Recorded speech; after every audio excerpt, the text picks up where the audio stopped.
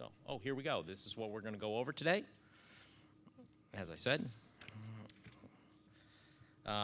consent agenda, and we are proposing some minor changes to our bylaws as well.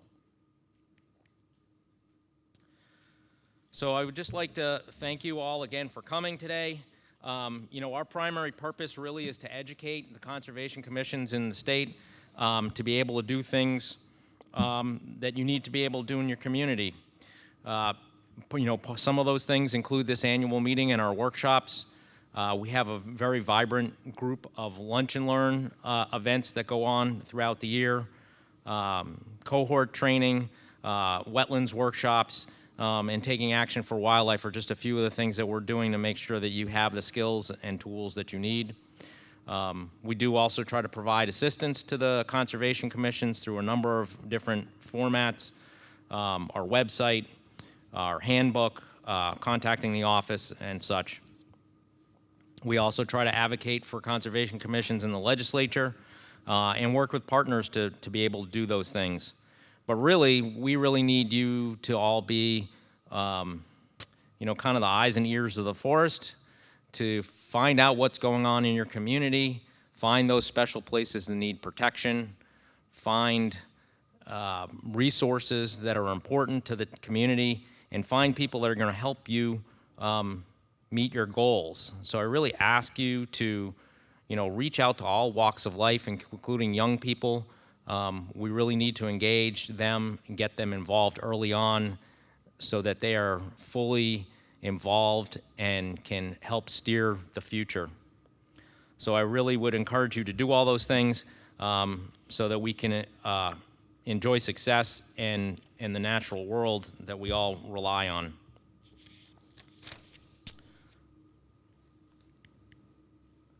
I'd like to thank Jim Hours, past board member and current treasurer of the NHACC, and we have a token gift for him.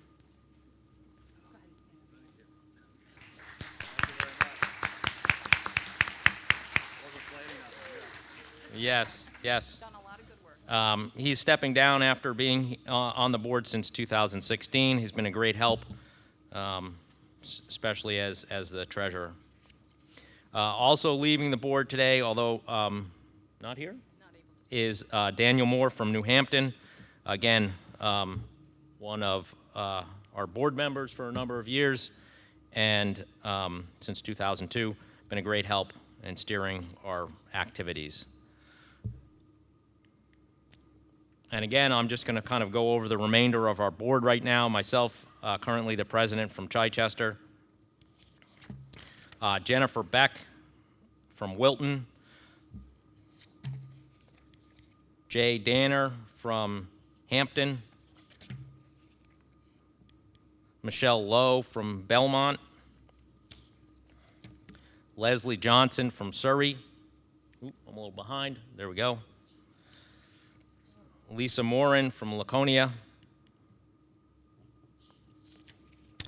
Kristen Murphy from Dover. David Neiman from Goffstown. Kathy Shillamet from Nelson. Larry Spencer from Holderness. And Gerald Theis from Enfield. Our staff includes Barbara Richter, the executive director, and Lisa Gribish from Portsmouth. I'd like to now pass the podium to Barbara for a few remarks. Is that yours? Yeah. Yep. Thank you. Okay. Well, thank you, everybody, and thank you for joining us today. It's always so nice to see you, but especially after the long hiatus we had for the couple years where we had to host our annual meeting remotely. So thank you all for coming out today. And I also want to thank you for giving your time and energy to protecting New Hampshire natural resources. Our program today is about engaging youth in nature, and I feel that this is a really logical connection to the work that we do. I'm sure that many of you have heard this ancient Sioux saying, "Treat the earth well. It was not given to you by your parents. It was loaned to you by your children." We do not inherit the earth from our ancestors. We borrow it from our children. And conservation commissions across the state understand the importance of leaving a healthy earth to our children. It's really the essence of the work that we do. And even if we do not necessarily focus on children at every meeting, the work you do ensures that the next generation will have fresh air, clean water, and a place to explore and play for years to come.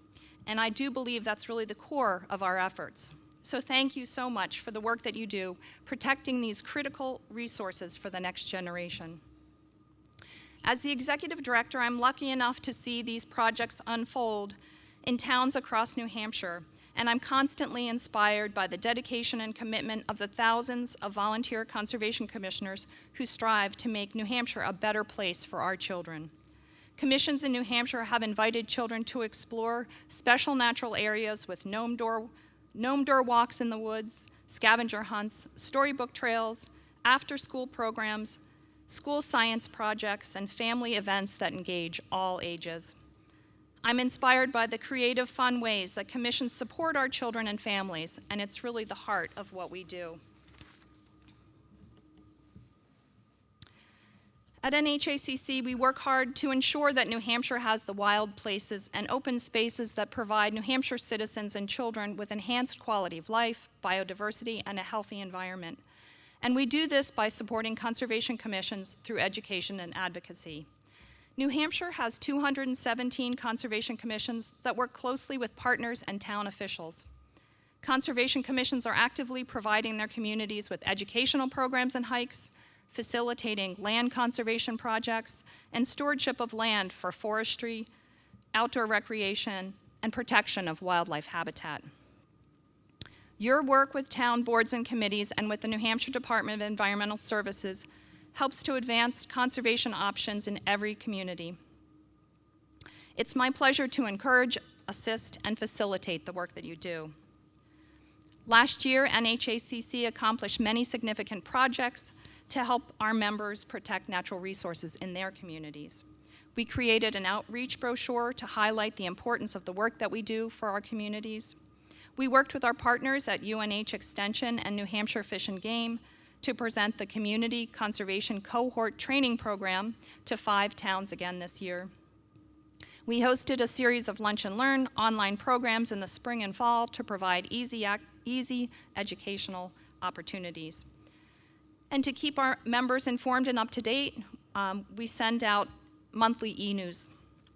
This year, we received a grant from the New Hampshire Charitable Foundation to create a wetlands training program curriculum to increase Conservation Commission's knowledge and ability to respond to New Hampshire DES wetland permit applications.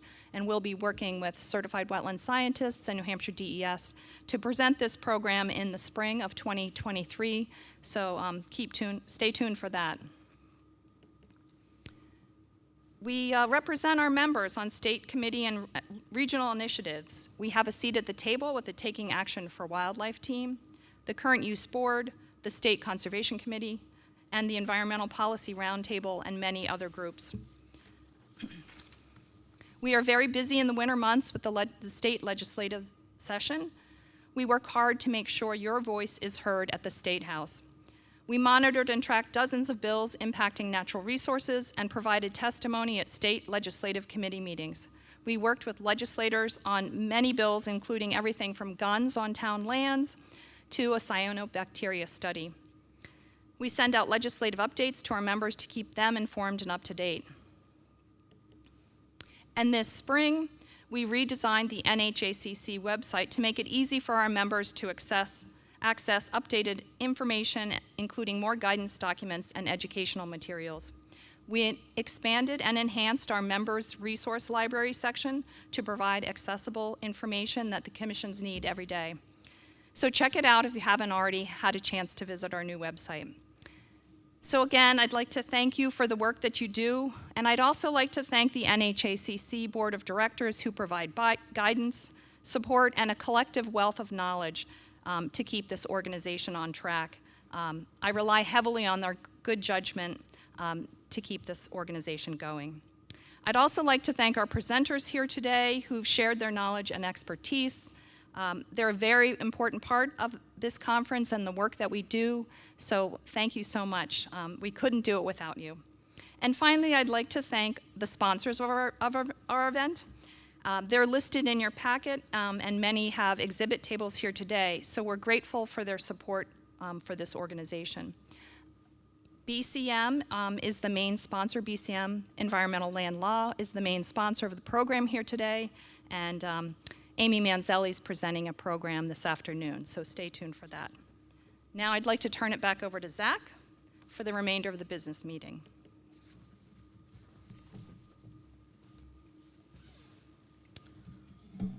Okay, so again, the remainder of our business meeting includes the review of the minutes from our last business meeting, which would have been held last year at this time. Did you all have an opportunity? That information would have been in your packet to review the minutes.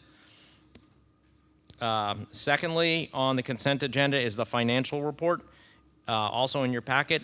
I would have Jim stand up and give a quick summary of what's in our financial report. So in your materials, there's an income statement and a balance sheet. We really didn't know what was going to happen with the pandemic, but actually we've come out of it very well. We actually have an increase in our income from FY 2021 of almost $11,000, primarily because of donations, which are up. We had a modest dues increase, and we also put on an annual meeting, so our income generated from that caused an increase. Our balance sheet right now is pretty healthy. We have as of the end of our fiscal year last year, it was $108,000 in assets. I checked last night, and our bank accounts are doing even better. It's up to $117,000. So I think right now our finances are strong, and hopefully we can expand our programs as a result of that. And if there are any questions, I'd be happy to answer them. Thank you.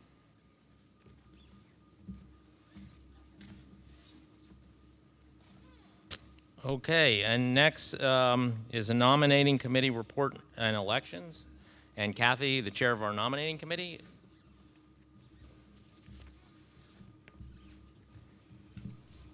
Hello and welcome. We have two new directors whose terms will expire in 2025, and one is Paul Wainwright from Atkinson, who is here today, and Michael Cohen from Amherst, who is not able to attend today. Our proposed slate of officers are Leslie Johnson from Surrey, Vice President Larry Spencer from Holderness, right down here in the front, Secretary Kathy Shulamat from Nelson, and Treasurer Michelle Lowe from Belmont and also representing Dublin. And do I need to do anything else? No, I think it's a consent agenda. Yeah, keep it. That's great. Thank you. Thank you. And again, I'll just, I'm going to quickly buzz through the next slides. This is some information about Michael, and Paul. Oh, that's a slate of officers. There we go, Paul and Michael. All right, I guess I would next ask for a vote for our consent agenda. Would anybody move to approve our consent agenda? I see a motion. Is there a second? And a second. So all those in favor, please raise your hands. Great, thank you. And are there any opposed? Super. Seems unanimous. Thank you very much. Because Leslie's not here today, I'm just going to continue on with the annual business meeting in her place. Otherwise, I would turn it over to her. I think the last thing on our business meeting agenda was review of our proposed New Hampshire Association of Conservation Commission's bylaws. We have made some proposed changes to the bylaws to make for easier operations and to make it more in line with our current way of doing business. We helped redefine members, sponsors, and partners in this process. We updated some financial requirements. And if I remember correctly, we're actually changing our annual reporting time frame. So our fiscal year is going to change to match the calendar year, as opposed to the way it is now, which is May to April.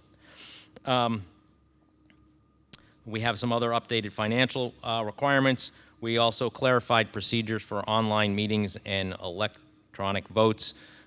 We didn't really have this in our bylaws in the past, or we had them, but they weren't exactly clear. They also didn't really meet kind of modern standards that we all had to kind of encounter during the pandemic, and obviously don't know what the future might bring, and so that could be really important.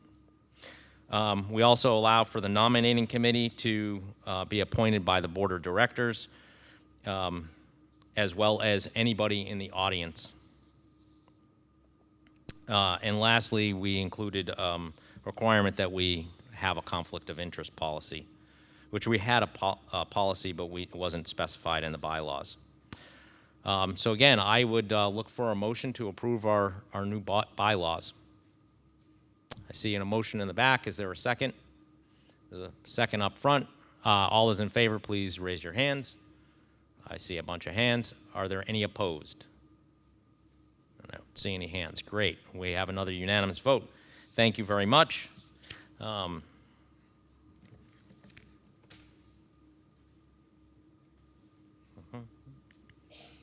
Oh, you have been doing this. Yeah. I want to thank all our sponsors, as well as BCM Environmental and Land Law, and Amy Manzelli for sponsoring our guest speakers. And Barbara, if you would like to introduce them. All right, well, we kept that short and sweet so we can get right to our keynote presenters today. I'm very excited to have Susie Spickle, who I've known for years and years, and I bet most of you here probably have known Susie for years and years. She's a naturalist, writer, and educator for the Harris Center for Conservation Education. And joining her today will be Jack Dalton, who's a student at the Dairy School in Manchester. And they're both authors of really exciting books, so we wanted to invite them here today to talk a little bit more about their work inspiring young people to get out and enjoy nature. And we'd like to invite them up here. We'll just take a minute to kind of rearrange our seating, but then we'll get right to Jack and Susie's program. Thank you all.